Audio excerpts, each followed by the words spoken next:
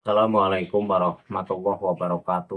Apa kabar untuk seluruh pemirsa video saya dari Sabang sampai Merauke? Semoga selalu diberi keberkahan, rahmat, dimudahkan segala urusannya, dimudahkan rizkinya, diberi kesehatan oleh Allah Subhanahu wa Ta'ala, serta diberi hidayah oleh Allah Subhanahu wa Ta'ala untuk orang-orang yang belum mendapatkannya. Kembali dalam video kali ini, saya akan membaca kitab karya ulama Ba'alawi.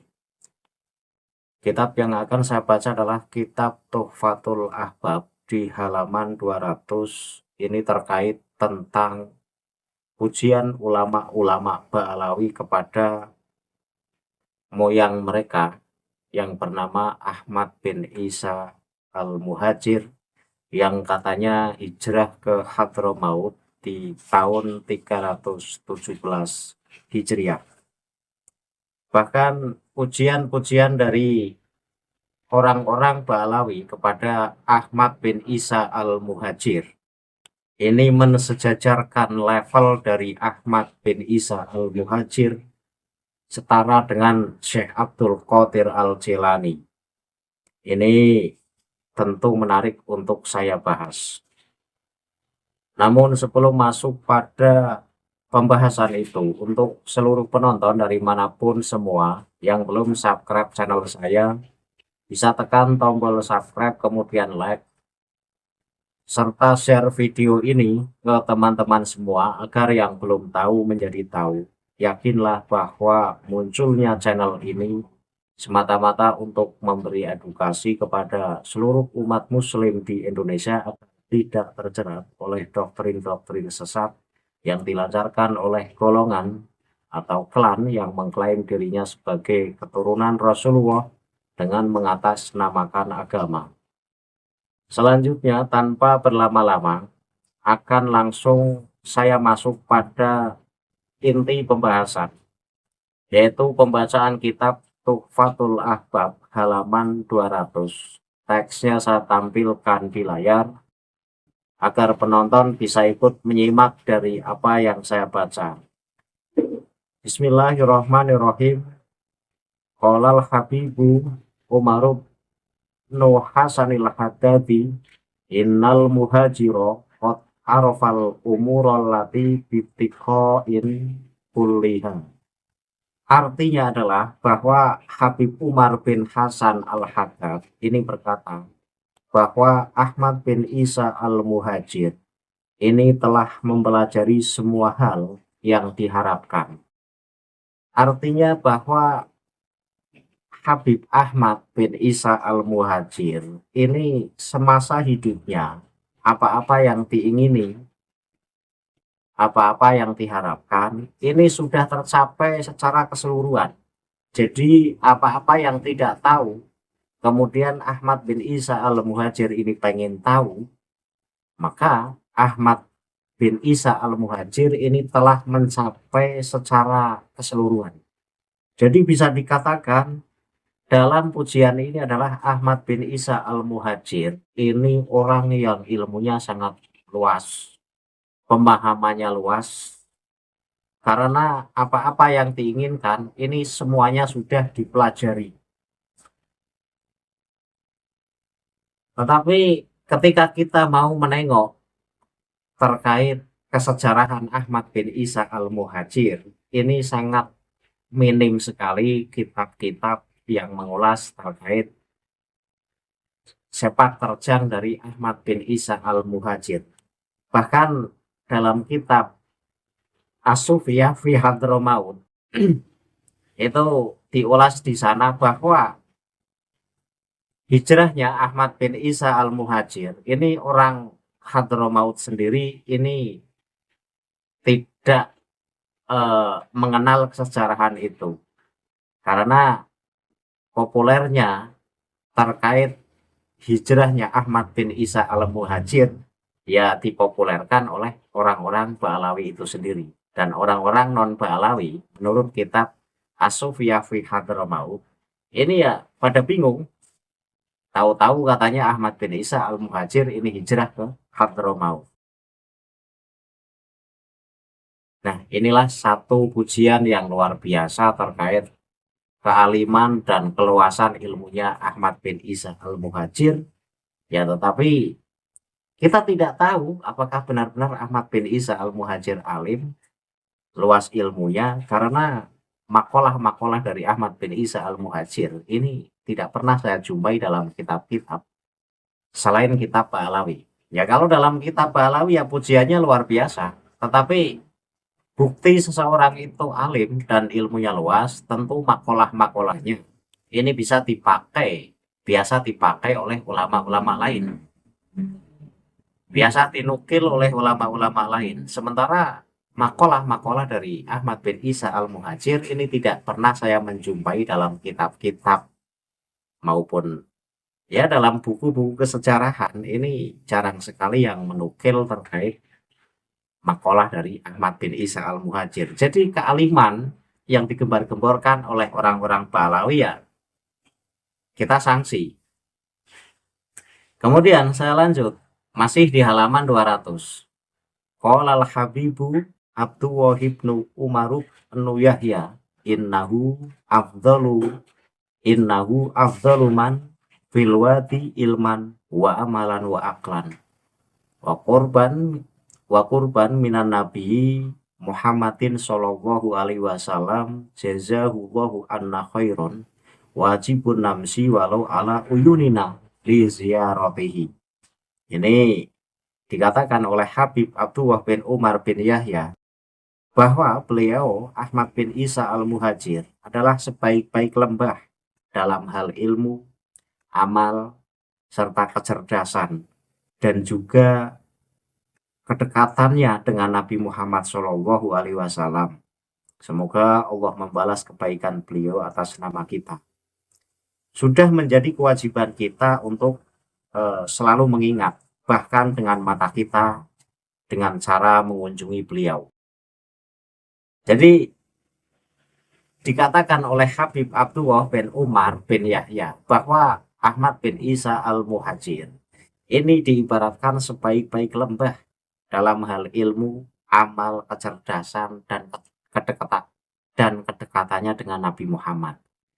Ini berarti kan lagi-lagi bahwa Ahmad bin Isa Al-Muhajir ini disebut sebagai orang yang begitu alim, orang yang ilmunya sangat bermuara, karena di sini diibaratkan sebagai lembah, baik dalam sisi keilmuan, amal, kecerdasan, dan juga kedekatan kepada Nabi Muhammad.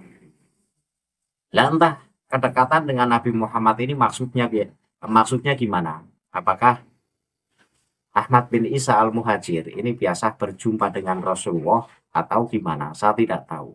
Karena di sini bahwa Ahmad bin Isa Al-Muhajir ini disebut punya kedekatan kepada Nabi Muhammad. Padahal ya jauh kurun masanya antara Ahmad bin Isa Al-Muhajir dan Rasulullah. Bahkan dikatakan oleh Habib Abdullah bin Umar bin Yahya bahwa wajib bagi kita untuk selalu mengingat Ahmad bin Isa Al-Muhajir, walau hanya dengan mengingatnya, walau hanya dengan mengangan-angannya, bahkan wajib untuk menziarahi makomnya. Ini sebuah anjuran dari orang-orang Balawi yang dalam hal ini dikatakan oleh Habib Abdullah bin Umar bin Yahya bahwa karena begitu alimnya, karena begitu bermuaranya ilmu Ahmad bin Isa Al-Muhajir, maka seyogianya bagi kita untuk selalu mengingat beliau. Bahkan wajib untuk menziarahi makomnya.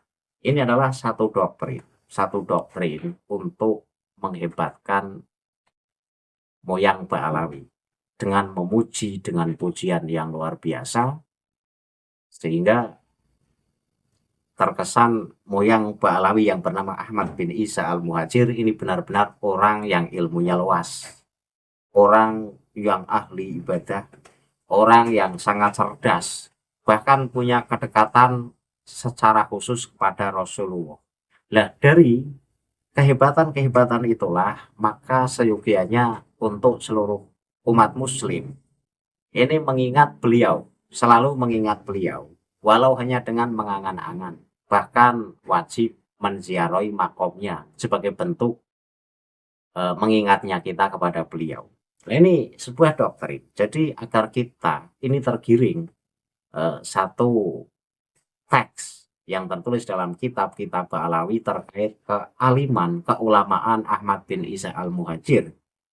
Sehingga dengan begitu kita ini akan menokohkan sosok yang bernama Ahmad bin Isa al-Muhajir. Ya padahal lagi-lagi saya ini tidak pernah menjumpai nama Ahmad bin Isa al-Muhajir dalam kitab-kitab yang bernuansa keilmuan, baik ilmu fikih, ilmu tasawuf. Ini jarang sekali ada nama Ahmad bin Isa al-Muhajir yang makolahnya itu dinukil oleh ulama-ulama lain. Tapi lagi-lagi kitab-kitab Ba'alawi ya memuji moyang mereka dengan pujian yang setara dengan ulama-ulama dunia. Level ulama-ulama Ba'alawi ini dilevelkan dengan ulama-ulama dunia yang nyata-nyata sudah masyhur dan banyak karya serta nyata-nyata kealimannya. Karena kita orang yang tidak sezaman dengan ulama-ulama tempo dulu tentu akan mengakui keulamaan seseorang itu berkat ada tinggalan karyanya. Misalnya, kita mengakui Imam Syafi'i itu mujtahid, alim. Ya karena kita menemukan karyanya yang luar biasa. Kemudian kita menganggap bahwa Syekh Abdul Qadir Al-Jilani ini wali kutub, walinya para wali. Pun kita menemukan banyak karya yang ditinggalkan oleh Syekh Abdul Qadir Al-Jilani. Kita mengagumi sosok Imam Ghazali dan kita mengakui kealiman Imam Ghazali ya karena Imam Ghazali meninggalkan satu karya yang luar biasa yang bernama kitab Ihya Ulumuddin.